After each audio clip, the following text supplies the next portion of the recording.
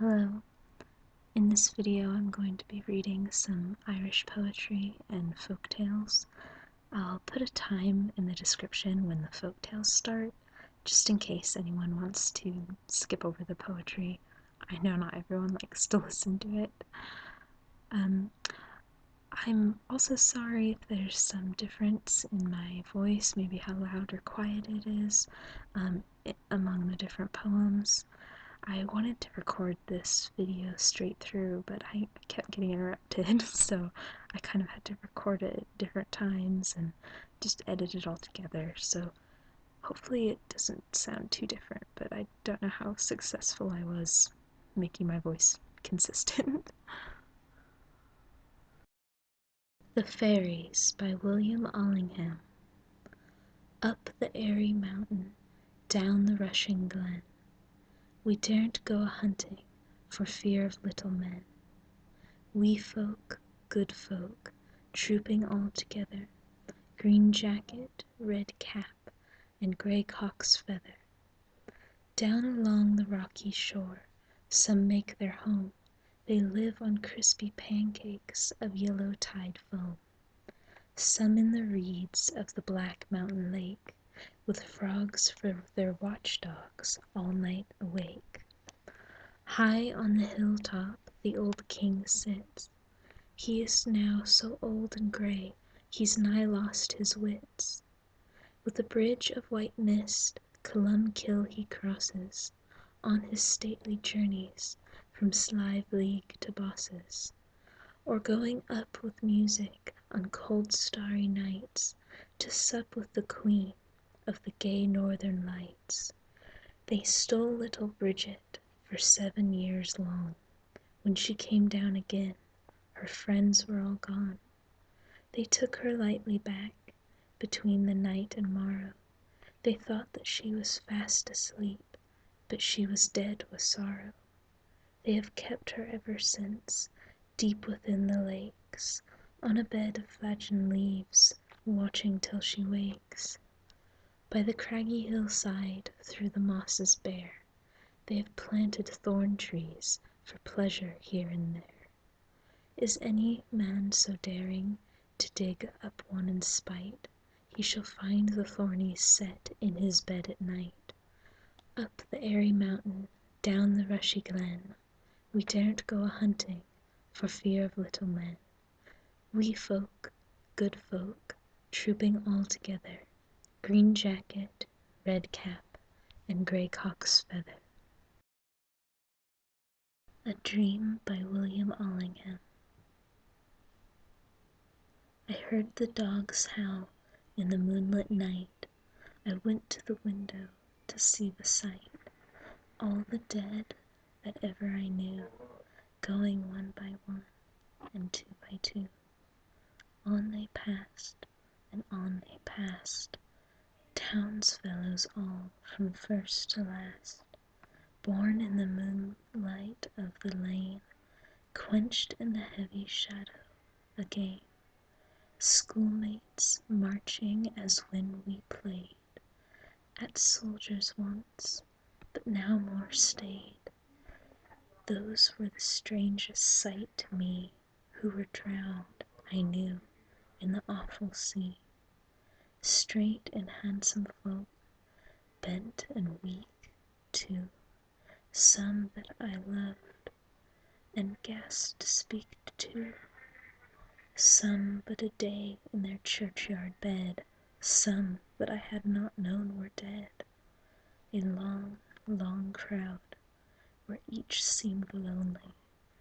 Yet of them all there was one only, raised a head or looked my way. She lingered a moment, she might not stay. How long since I saw that fair pale face! Ah, mother dear, might I only place my head on thy breast, a moment to rest, while thy hand on my tearful cheek were pressed. On, a moving bridge they made, across the moon stream, from shade to shade, young and old, women and men, many long forgot, but remembered then. And first there came a bitter laughter, a sound of tears the moment after, and then a music so lofty and gay that every morning, day by day, I strive to recall it, if I may. The Stolen Child by W.B. Yeats. Where dips the rocky highland of Sleuth Wood in the lake, there lies a leafy island where flapping herons wake the drowsy water rats. There we've hid our fairy vats, full of berries and of reddest stolen cherries. Come away, O human child, to the woods and waters wild, with a fairy hand in hand, for the world's more full of weeping than you can understand.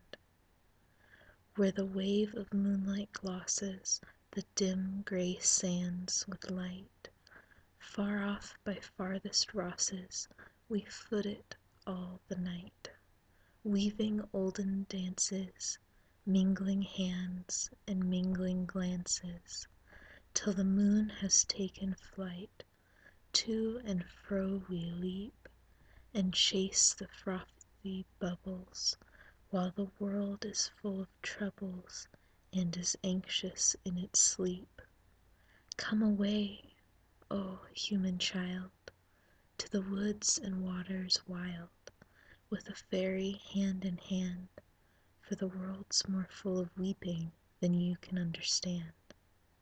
Where the wandering water gushes from the hills above Glencar, in pools among the rushes that scarce could bathe a star, we seek for slumbering trout, and whispering in their ears, we give them evil dreams, leaning softly out from ferns that drop their tears of dew on the young streams. Come, O human child, to the woods and waters wild, with a fairy hand in hand, for the world's more full of weeping than you can understand. Away with us, he's going, the solemn-eyed. He'll hear no more the lowing of the calves on the warm hillside, or the kettle on the hob sing peace into his breast, or see the brown mice bob round and round the oatmeal chest.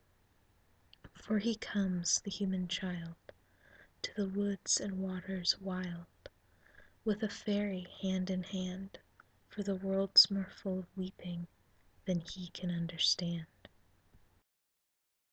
The Black Lamb by Lady Wilde.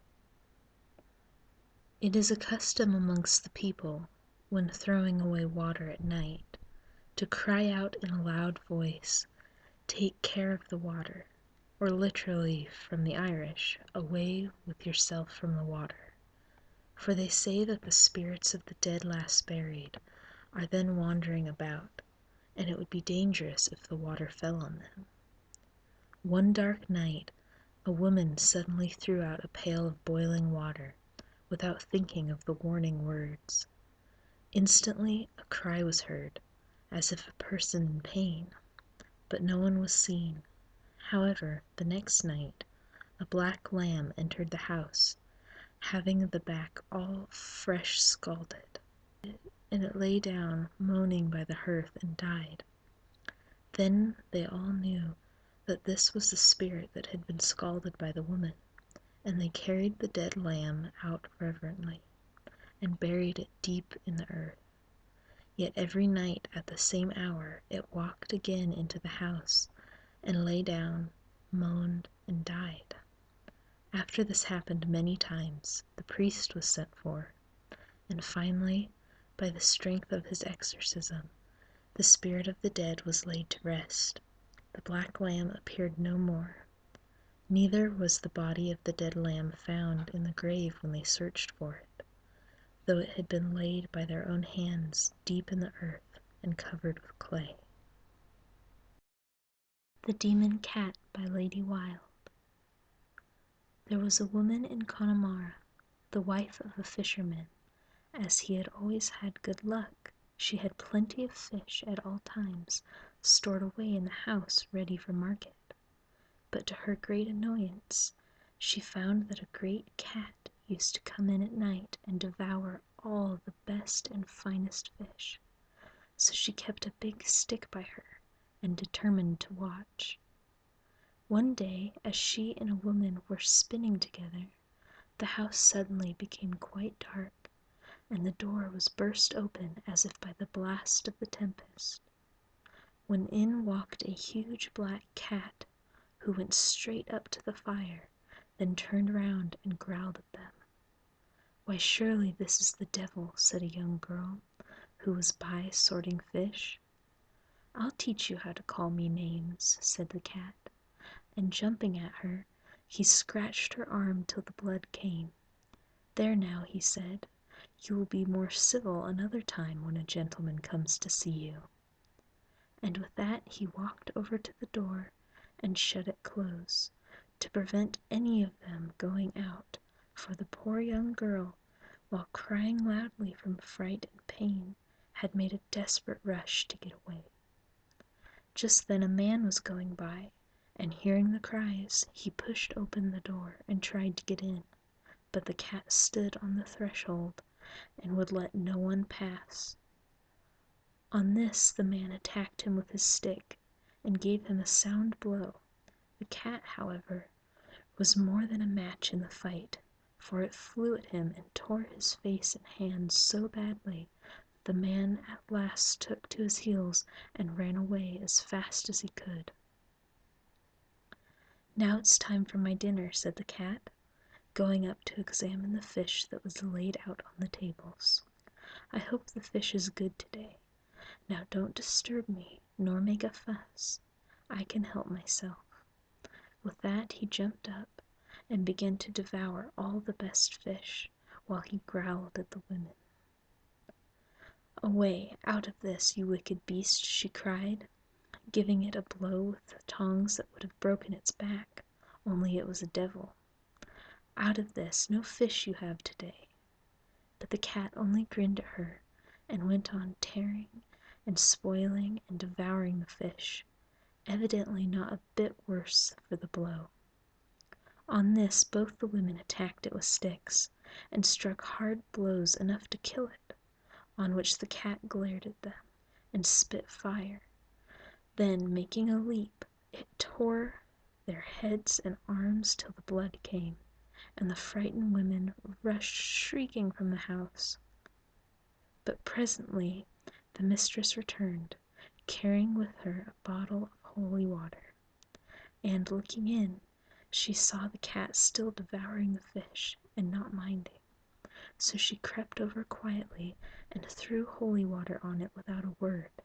No sooner was this done than a dense black smoke filled the place, through which nothing was seen but the two red eyes of the cat, burning like coals of fire. Then the smoke gradually cleared away, and she saw the body of the creature burning slowly till it became shriveled and black like a cinder, and finally disappeared. And from that time the fish remained untouched and safe from harm, for the power of evil was broken, and the demon cat was no more. Thank you for watching. If you want me to do any more poetry or folk tales, Irish or otherwise, just let me know in the comments. Thank you.